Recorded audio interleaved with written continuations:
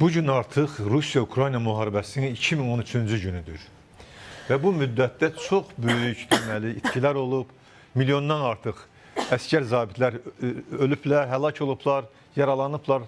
Yəni müharibə son zamanlar getdikcə daha da şiddətlənir.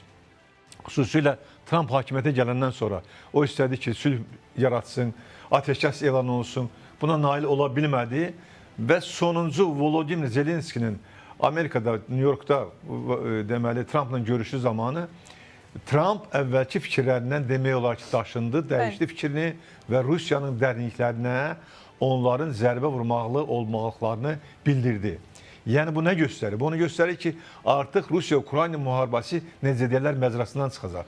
Artıq Ukraynaya verilən silahlarla Ukraynalılar Rusiyanın daxilinə, Moskvaya, Piterə, böyük şəhərlərə, hərbi sursat olan yerlərə, ambarlara, hərbi zavodlara zərbələr endirəcəklər. Yəni bunun üçün də artıq onlara Ukraynaya lazım dəstək göstərilir. Həm Avropadan, həm Amerikadan.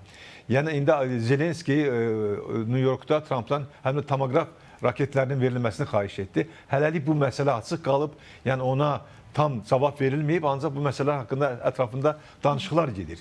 Yəni onlar da verilsə və digər Patriot deməli silahlarının yeni kompleksini deməli verildi Hollandiyadan, biri də Rumıniyadan verilir artıq onlara. Yəni getdikcə Ukraynanı daha da gücləndirirlər. Bu nəyi göstərir? Eyni zamanda Rusiyanın son zamanlar Avropa təhdidləri, onlara qarşı deməli dron hücumları, Estoniyanın hava məkanını pozması, bütün bunlar onu göstərir ki, artıq 3-cü Dünya müharibəsi qaçılmaz vəziyyətdədir. Bütün bunları da yaradan, bir daha deyirəm, Rusiyanın təcavüzkar siyasətidir. Rusiya qonşu ölkələrə ciddi təsir göstərmək istəyir. Onları bir, necə deyirlər, yoxlayır, dişinə vurub baxır ki, necədir bunları hazırlıq səviyyəsi. Və bu gün bəli qeyd elədiyiniz Moldovada seçkilər gedir. Və seçkilər də ciddi müdaxilə edir ki, Moldovanı əldən buraxmasın.